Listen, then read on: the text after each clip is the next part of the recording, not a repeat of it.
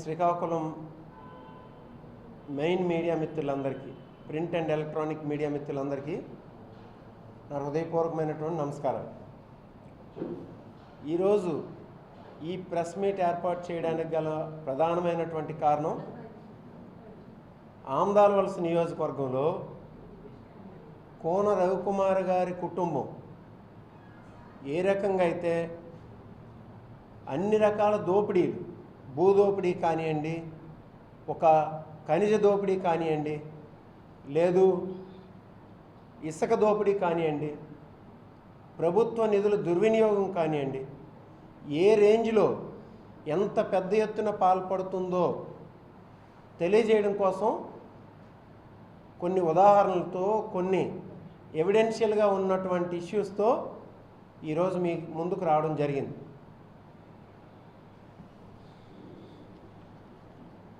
ఒక 2 ఎగ్జాంపుల్ కానీ చూసినట్టయితే, ఇది చూడండి, కొద్దిగా జూమ్ చేసి చూసినట్లయితే ఇది మన ఆమదాలవలస నియోజకవర్గం శ్రీకాకుళం కలిపినటువంటి బోర్డర్. అది మన హైవే జంక్షన్లో ఉన్నటువంటి 200 ఎకరాలు విలువైన భూమి. అది నేను చెప్తాను, వేల కోట్ల రూపాయల ఆస్తి విలువైన భూమి. అందులో ఒక 4 ఎకరాలు 5 ఎకరాలు లేఅవుట్గా, అక్రమ లేఅవుట్గా వేసినటువంటి ఫోటో ఇది. ఇది కూడా చూడండి, ఇది సేమ్ ఫోటోనే, అక్రమ లేఅవుట్. ఈ లేఅవుట్లో రోడ్లు కనిపిస్తున్నాయి అనుకుంటా మీకు, రోడ్లు సీసీ రోడ్లు, డ్రైనేజీ. ఈ లేఅవుటే అక్రమ లేఅవుటు. అది 400 సంవత్సరాల చరిత్ర కలిగినటువంటి భూములు అవి. ఇప్పటికీ కోర్టులో పెండింగ్లో ఉన్నటువంటి భూములు అవి. దేవస్థానంవా మఠంవా అని ఇంకా తీర్పు సరిగ్గా రానటువంటి భూములు అవి. 22A అంటే నిషేధిత భూముల జాబితాలో ఉన్నటువంటి భూములు అవి. ఈ భూముల్లో లేఅవుటే వేయకూడదు, అక్రమ లేఅవుట్. ఈ అక్రమ లేఅవుట్కి 1,45,00,000 రూపాయలు పెట్టి NREGS ద్వారా రోడ్లు వేయించినటువంటి వ్యక్తి మా ఎమ్మెల్యే కోన రవికుమార్ గారు.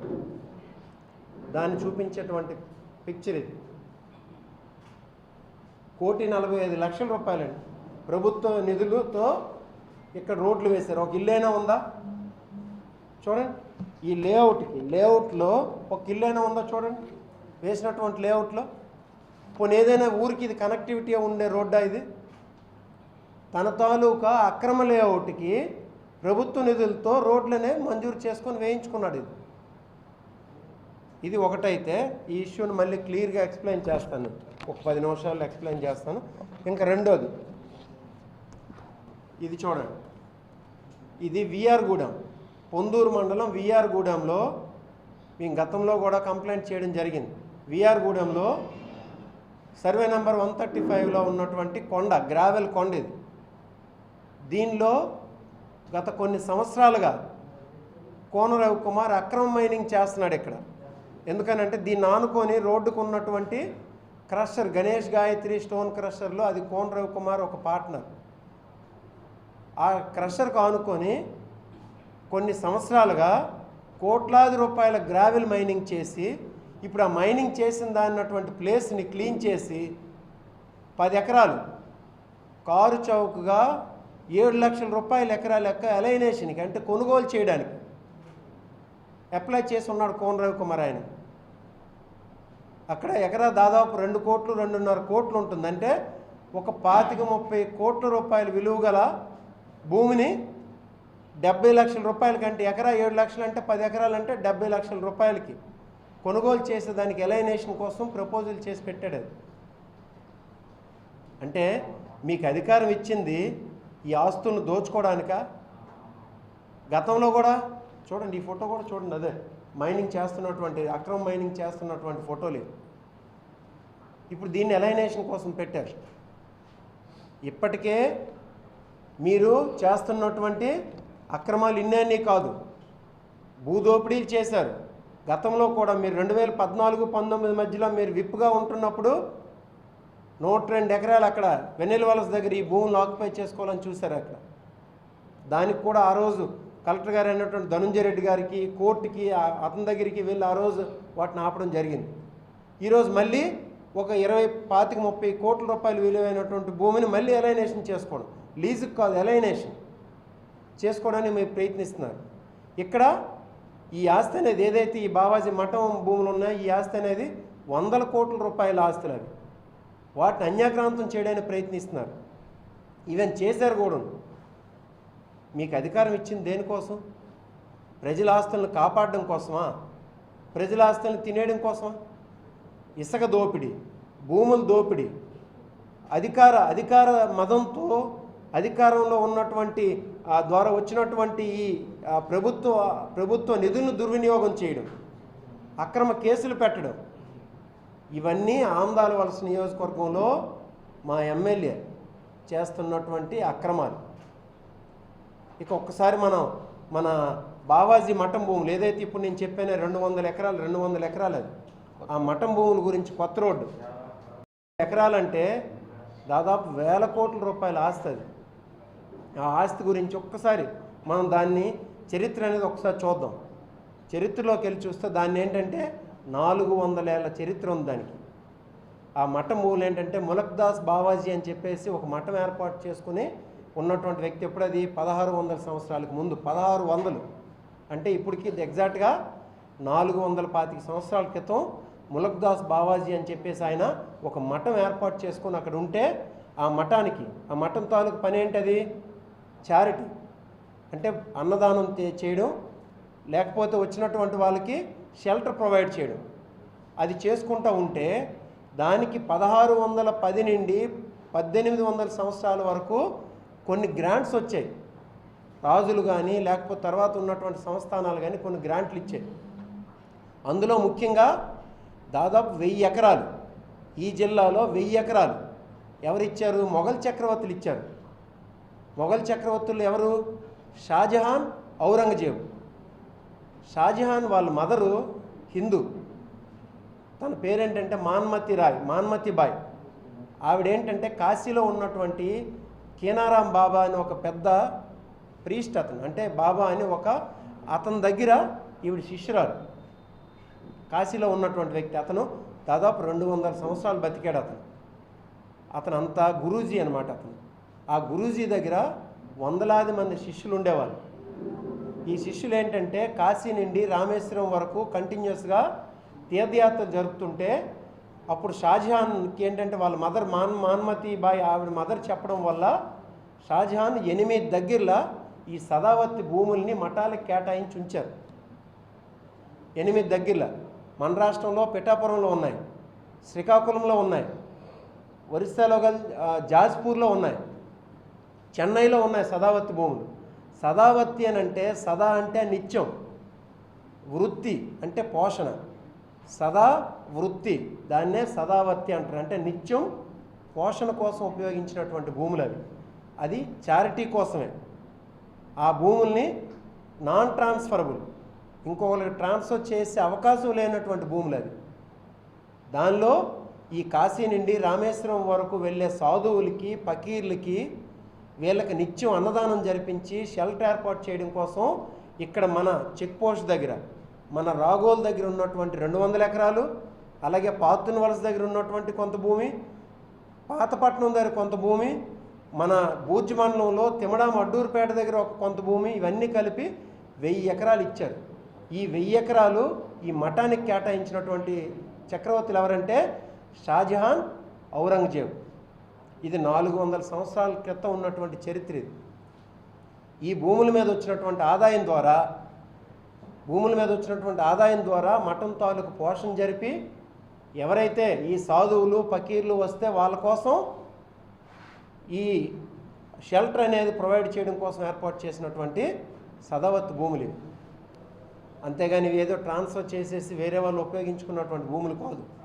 అయితే వీళ్ళకి ఎప్పుడు లిటిగేషన్ వచ్చింది ఇదంతా?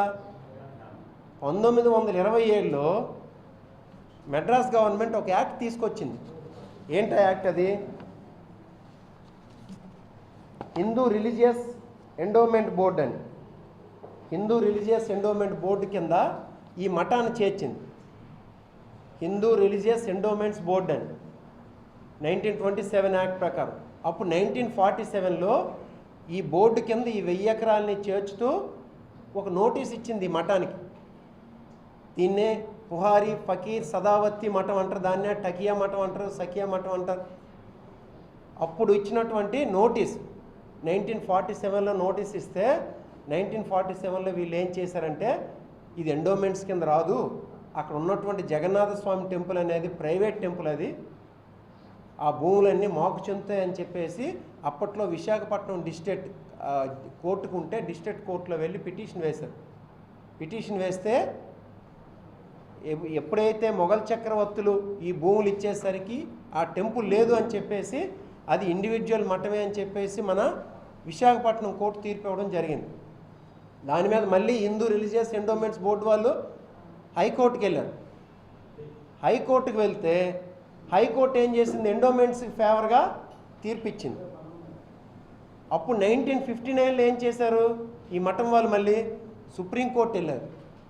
సుప్రీంకోర్టు చీఫ్ జస్టిస్ బెంచ్గా ఉన్నటువంటి కోర్టుకు వెళ్తే సుప్రీంకోర్టు ఏం చెప్పిందంటే ఈ ఆస్తుల గురించి ఏం చెప్పకుండా ఈ మఠం అనేది ప్రైవేట్ వ్యక్తుల మఠం అని చెప్పేసి ఓ తీర్పు ఇవ్వడం జరిగింది. ఎప్పుడు ఇది 1961 డిసెంబర్లో ఇచ్చినటువంటి తీర్పు ఇది. ఈ తీర్పు ద్వారా క్లియర్గా ఏంటంటే ఇది చారిటీకి సంబంధించింది, ఈ భూములనే సదావత్తికి సంబంధించినవి, బట్ నాన్ ట్రాన్స్ఫరబుల్.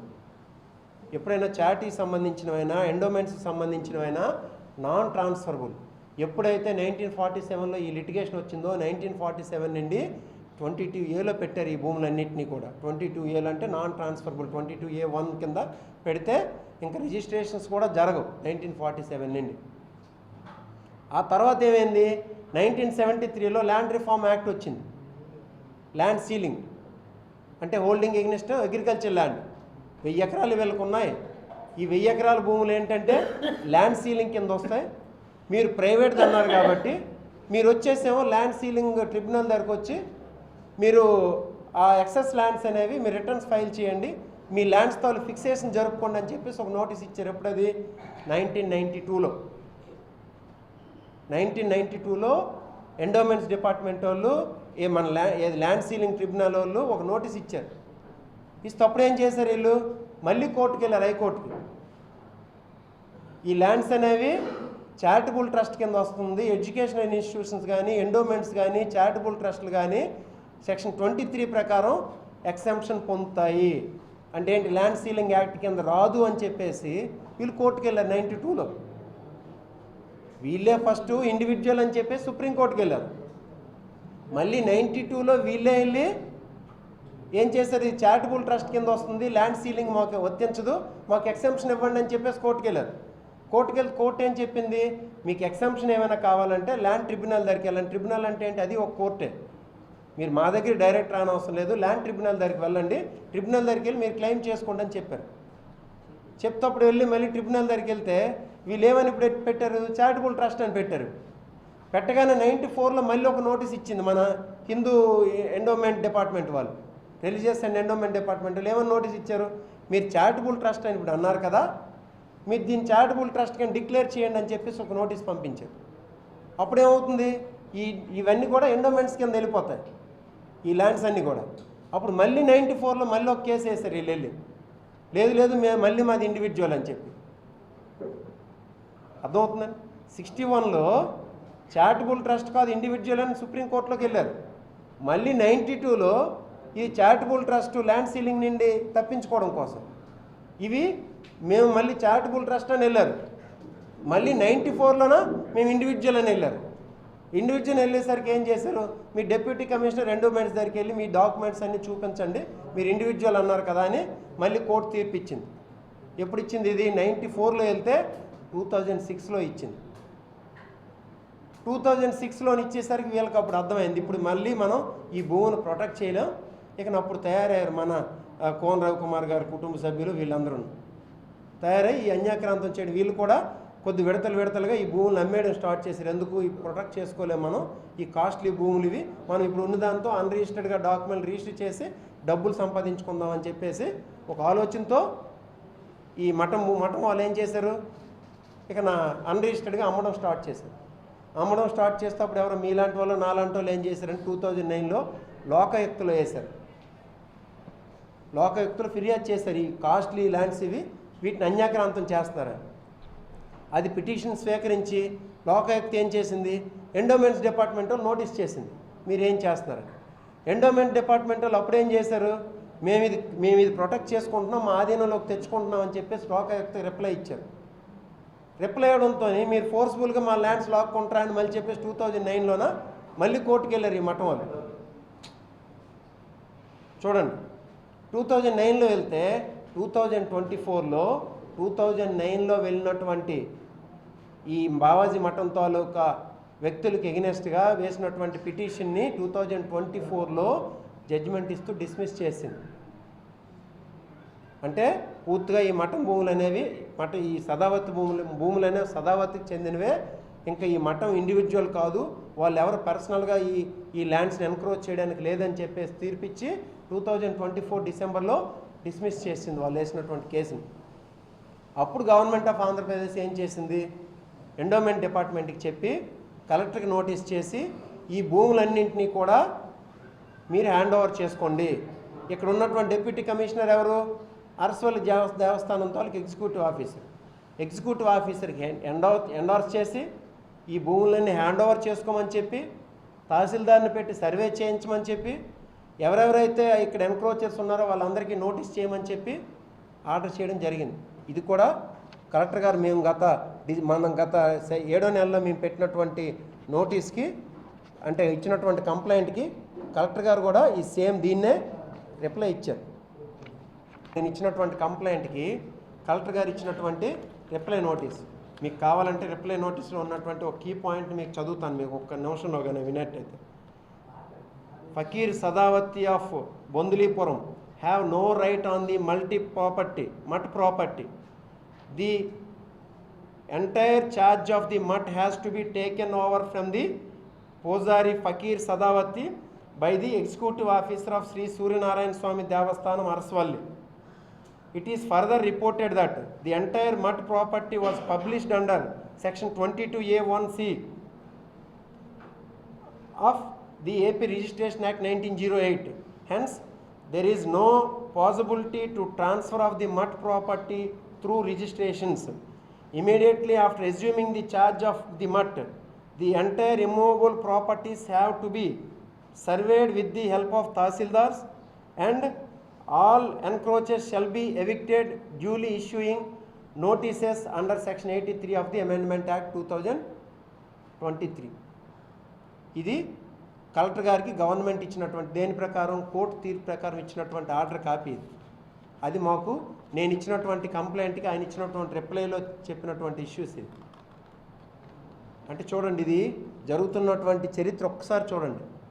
400 సంవత్సరాల నుండి ఈ మఠం ఏర్పడి నుండి ఇది సదావతి కింద అంటే నిత్యం అన్నదానం జరిపి ఫుడ్ అండ్ షెల్టర్ ఈ సాధువులకి ఫకీర్లకి ఫుడ్ అండ్ షెల్టర్ కోసం ఇచ్చినటువంటి మొఘల్ చక్రవర్తులు ఇచ్చినటువంటి భూములు ఇవి.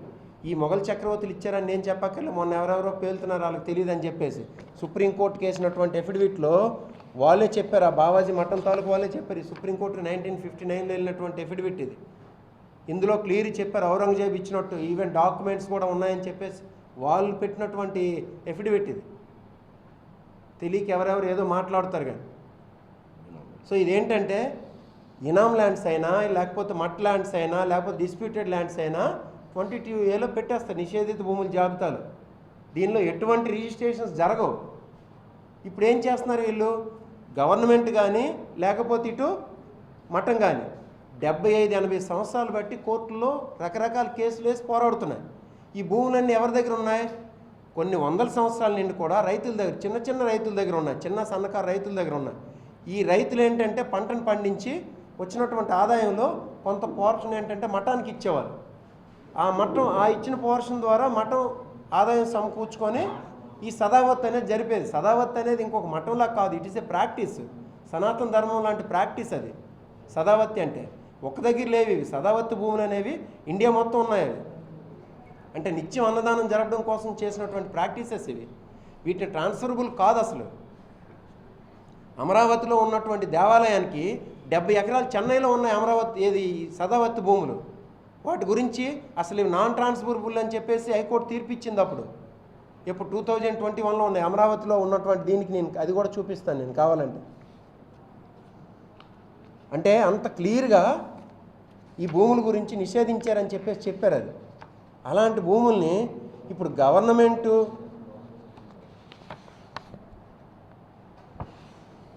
2009లో మన వీళ్ళు మఠం వాళ్ళు వేసినటువంటి ప్రతి ఆర్డర్ కూడా మీకు కాపీలు కూడా నేను కావాలని ప్రొవైడ్ చేయగలుగుతాను నేను. ఇవి చాలా కాస్ట్లీ ల్యాండ్స్ అండి. 200 ఎకరాలండి. 200 ఎకరాలు శ్రీకాకుళం హార్ట్లో ఇలా ఉన్నాయి. ఈ హార్ట్లో ఉంటే శ్రీకాకుళం డెవలప్మెంట్కి ఎంత ఉపయోగపడేవండి ఇవి. ప్రభుత్వం నిజంగా గవర్నమెంట్ ఈ కేసును కానీ గెలిచి ఈ భూములన్నీ ప్రభుత్వ ఆధీనంలోకి వస్తే శ్రీకాకుళం ఎంత డెవలప్ అయ్యేది. 50 కిలోమీటర్స్ అండి ఇక్కడ నుండి ఎయిర్పోర్ట్, భోగాపురం ఎయిర్పోర్టు. ఒక ఇండస్ట్రియల్ హబ్ని ఏర్పాటు చేయొచ్చు, ఒక ఐటీ పార్క్ని ఏర్పాటు చేయొచ్చు, ఏపీఐసి ద్వారా మంచి ఇండస్ట్రీస్ ఏర్పాటు చేయొచ్చు. అలాంటిది ఏం చేశారు వీళ్ళు? లాక్కున్నారు అంతే. 2009 తర్వాత గత 15 సంవత్సరాలు బట్టి నేను చెప్తున్నాను లిటరల్గా కోన రవికుమార్ గారి కుటుంబమే. ఇది చూడండి, ఇది కూడా మ్యాప్. ఇది ఈ పింక్ కలర్లో మన షాఫ్రాన్ కలర్లో వేసినటువంటి 200 ఎకరాలు. ఇది చూడండి. ఈ 200 ఎకరాలని ఇప్పుడు మన శ్రీకాకుళం హార్ట్లో ఉన్నది కానీ ఉంటే శ్రీకాకుళం దిశ ఎలా మారేదో ఆలోచించండి. చూడండి, ఒక్కసారి ఆలోచించండి దీనిది. పోనీ ఏమైనా 400 సంవత్సరాల చరిత్ర కలిగినటువంటి మఠం భూములు ఇవి. పోనీ మఠంకైనా ఉన్నాయా అవి? లేదు. ప్రభుత్వానికైనా ఉన్నాయా? లేదు. పోనీ ఆ చిన్న సన్నకారు రైతుల దగ్గరైనా ఉన్నాయా? లేవు. పోనీ ఎవరైనా ఒక ఇండస్ట్రీసో లేకపోతే ఎవరైనా ప్రభుత్వ సంస్థలు ఏర్పాటు చేసుకుని వాళ్ళ దగ్గర ఉన్నాయా? లేవు.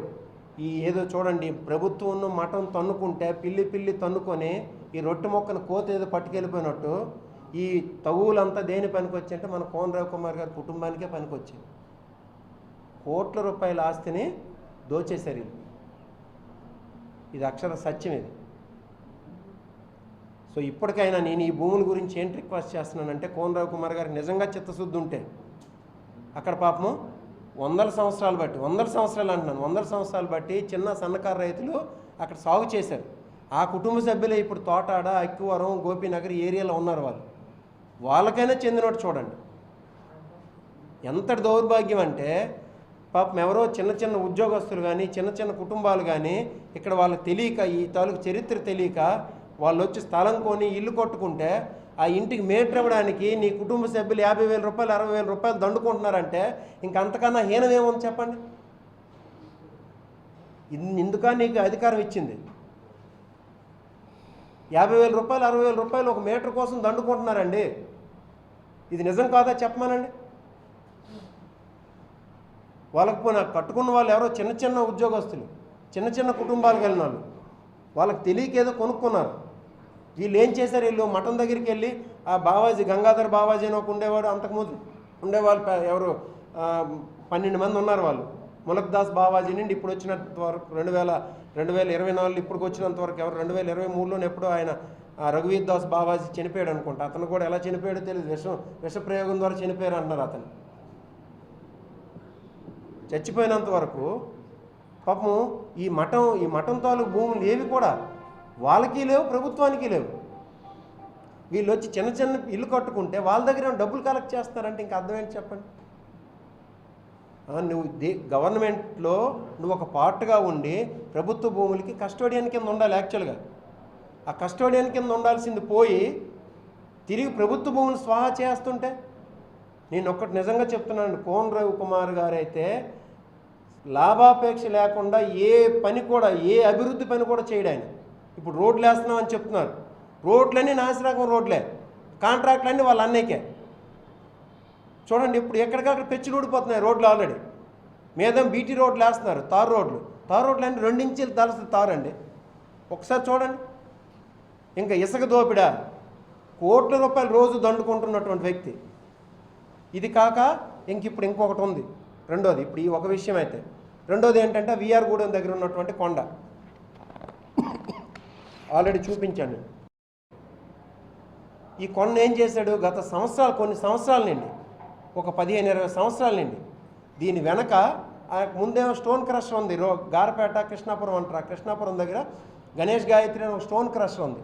ఆ స్టోన్ క్రషర్లోకి వెళ్ళి ఆ స్టోన్ క్రషర్ లోపల నుండి వెహికల్స్ని పంపించి ఆ వెహికల్స్ ద్వారా ఈ గ్రావెల్ని తోడేశాడు, కోట్ల రూపాయలు తోడేసి ఇప్పుడు ఆ భూమి అంతా కొండను తవ్వేసిన తర్వాత ల్యాండ్ తయారవుతుంది కదా, ఇప్పుడు ఆ ల్యాండ్ అలైనేషన్కి పెట్టాడు. ఏంటండి ఇది? నీకు అధికారం అందుక ఇచ్చింది, అలైనేషన్ కోసం ల్యాండ్ పెడతావా?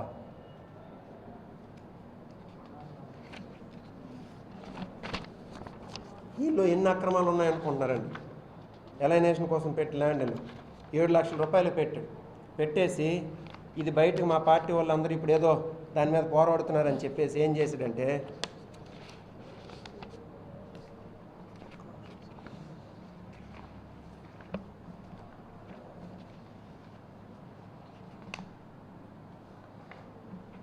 చూడండి దీనికి ఇప్పుడు ల్యాండ్స్ ఎలా అన్యాయం చేశారనంటే, ఎవరైనా పెట్టుకోవచ్చు, దేనికోసం పెట్టుకోవచ్చు, అలైనేషన్ కోసం పెట్టుకోవచ్చు. ఏదైనా ఇండస్ట్రీస్ మేము పెడతాం, ఒక ఖాళీ ఏమైనా పోరంబోక్ భూములు ఏమైనా ఉంటే అలైనేషన్ కోసం ఎవరైనా పెట్టుకోవచ్చు, తప్పులేదు. కానీ ఇంటెన్షనల్గా తన క్రషర్ అనుకున్నటువంటి కొండను ఖాళీ చేసి కోట్ల రూపాయల డబ్బును అక్కడ దండేసి ఇప్పుడు ఆ 10 ఎకరాలు ఖాళీ చేసినటువంటి 10 ఎకరాల భూమిని ఎకరా దగ్గర 2-2.5 కోట్లు ఉంటుంది అక్కడ. దాన్ని 7 లక్షల రూపాయల దాకా కొనేయడానికి అలైనేషన్ పెట్టాడు. కొన్ని ఏమైనా ప్రాసెస్ ఫాలో అయ్యాడా? ప్రాసెస్ ఏముంది? 571 ఒక జియో ఉంది, 2012 571 జియో ఉంది అలైనేషన్ కోసం. ఏం చేయాలి? ముందు ఏంటంటే పంచాయతీ బోర్డు తాలూకా తీర్మానం చేయాలి, గ్రామ సభ జరపాలి, గ్రామాల్లో దండోరా వేయాలి. ఒక ప్రామినెంట్ ప్లేసులు అంటే సచివాలయాల దగ్గర, పంచాయతీ ఆఫీసుల దగ్గర ఇలా పలానా కోన రవికుమారో లేకపోతే ఇంకొక వ్యక్తితో ఈ భూమి కోసం అలైనేషన్ కోసం అప్లై చేసి ఉన్నాడని నోటీసులు అంటించాలి. అవి ఏమీ లేకుండా పంచాయతీ తీర్మానం తప్పులు తడక వాళ్ళ సంతకాలన్నీ ఫోర్జరీ అనడానికి కూడా మీకు చూపిస్తాను నేను ఒకటి. ఇది యాక్చువల్గా ఆయన అలైనేషన్ కోసం అప్లై చేసినటువంటి అప్లికేషన్. నేను ఇది ఎందుకు తీశానంటే, ఇక్కడ కోన రవికుమార్ గారు ఎంఆర్ఓ సంతకం పెట్టాడు. ఏమని పెట్టాడు? డేట్ వేసాడు, ఒకటి 6వ నెల డేట్ వేసాడు ఫస్ట్, అంటే 2025 6వ నెల ఒక డేట్ వేసాడు. వేసిన తర్వాత అక్కడ ఉన్నటువంటి వైసీపీ లీడర్స్ ఏంటంటే దీన్ని అబ్జెక్ట్ చేసి కంప్లైంట్ చేసి ఎంఆర్ఓ 6వ నెల వేసినటువంటి డేట్ని 7వ నెల కింద మార్చారు. మళ్ళీ విఆర్ఓ 6వ నెల వేసిన డేట్ని 7వ నెల కింద మార్చారు. ఇప్పుడు ఒకరైతే తప్పు చేస్తారనడానికి విఆర్ఓ 6వ నెల వేసాడు, ఎంఆర్ఓ 6వ నెల వేసాడు, తర్వాత 7వ నెల కింద కరెక్ట్ చేశారు. ఎందుకు కరెక్ట్ చేశారు? పంచాయతీ తీర్మానం 7వ నెలలో పెట్టారు. పంచాయతీ తీర్మానం 7వ నెలలో ఉండడం వల్ల వీళ్ళు 6వ నెల ఏంటి అర్థం ఏంటి? పంచాయతీ తీర్మానం లేకుండా ముందు వీళ్ళు ప్రాసెస్ చేసినట్టు, ఒక మాలిఫైడ్ ఇంటెన్షన్తో జరిగినట్టు. పోనీ పంచాయతీ తీర్మానమైనా సరిగ్గా చేశారా? ఇందులో మీకు ఇది తీసుకుంటే మరొక 1-2 గంటలు పడుతుంది. కోన రవికుమార్ అవినీతి అంతుంది. ఇదిగోండి పంచాయతీ తీర్మానం బోర్డు సభ్యుల తాలూకు సంతకాలు. ఇందులో ఇక్కడ 7వ పేరు ఒకటి, పంచాయతీ బోర్డు మెంబర్ తాలూకు 7వ నేము 9వ నేము, వీళ్ళిద్దరు కూడా నిస్సాన్లు. రాయడం కూడా ఏమని రాశారు? ఇదిగో సువారి సన్యాసప్ప నిస్సాని అని రాస్తారు, కానీ అక్కడ ఏలు ముద్ర లేదు. చూడండి 10 మంది బోర్డు మెంబర్లు ఉంటే, పంచాయతీ బోర్డు మెంబర్లు ఉంటే 5 సంతకాలు పెట్టేశారు. నిస్సాని లేసారు. నిస్సాని అని పెట్టినోడు రాశారండి, చింతాడు రవికుమార్ నిస్సాని అని రాశారు. నా తంబ అక్కడ ఉండాలా లేదండి? ఆ తంబలు లేవు, 7వ మెంబర్ది 9వ మెంబర్ది. మళ్ళీ తీర్మానం 7వ నెలలో చేస్తే ఎంఆర్ఓ గారు 6వ నెలలో సిఫార్సు చేశారు. ఇది జరుగుతుందా? దండోరు వేసారా? ఓ ప్రాసెస్ ఫాలో అయ్యారా? ఇది ఏమీ లేకుండా జరిగారని మొన్న కలెక్టర్ గారికి వెళ్ళి ఇవన్నీ కూడా కంప్లైంట్ చేయడం జరిగింది. నేను ఇవన్నీ ఎందుకనంటే మీ ద్వారా ప్రజలకు తెలియజేయాలనే ఒక ఉద్దేశంతో. కోన రవికుమార్కి అధికారం ఇస్తే ఈ అధికారాన్ని దీనికోసం మీరు ఉపయోగించేది, మీ భూములు దోచుకోవడానికా, ఇసుకను దోచుకోవడానికా, ఖనిజాలను దోచుకోవడానికా, వేల కోట్ల రూపాయలు విలువైనటువంటి ఈ సదావర్తి మఠం భూములు దోచుకోవడానికా? సో అందుకు మీ కాలం చెల్లే రోజులు దగ్గర పడింది. మీ కుటుంబానికి ఎప్పుడు ఎలక్షన్ అవుతుందా అని చెప్పేసి ప్రజలు చూస్తున్నారు. ఆ అవకాశం దొరికిన వెంటనే నీ కుటుంబాన్ని భూస్థాపితం చేసి మళ్ళీ ఆంధ్రవలస నియోజకవర్గంలో కనిపించకుండా చేసే బాధ్యత అనేది ప్రజలు తీసుకుంటారు. ఇందులో ఎటువంటి డౌటు లేదు. మేము ప్రశ్నిస్తూనే ఉంటాం. నీవు చేసిన అక్రమాలు ఎన్నాళ్ళు రోజులు కాదు, నువ్వు చేసిన ఆగడాలన్నీ కళ్ళు మూసుకొని వెళ్ళిపోవడానికి. ఇప్పుడు నువ్వు చేసిన ప్రతి ఒక్క యాక్టివిటీని కూడా నువ్వు చేసిన ప్రతి ఆక్రమణను కూడా దౌర్జన్యాన్ని కూడా బయట పెడుతూనే ఉంటాం, ప్రజలకు తెలియజేస్తూనే ఉంటాం. వీటన్నింటికీ చెప్తున్నాం, రేపు మా జగన్మోహన్ రెడ్డి గారి ప్రభుత్వం వచ్చిన తర్వాత విచారణ జరిపించి నువ్వు ఈ దోచుకున్న భూములన్నీ వెనక్కి తీసుకుంటాం, నువ్వు తిన్నటువంటి అవినీతి డబ్బునంతను కూడా వెనక్కి కక్కిస్తాం. వీటన్నిటికీ నువ్వు జైలుకు కూడా పోతావు. ఇది గుర్తుపెట్టుకోమని చెప్పేసి హెచ్చరిస్తూ ఇక్కడికి వచ్చినటువంటి మీడియా మిత్రులందరికీ మరొకసారి హృదయపూర్వకమైనటువంటి ధన్యవాదాలు తెలియజేసుకుంటూ సెలవు.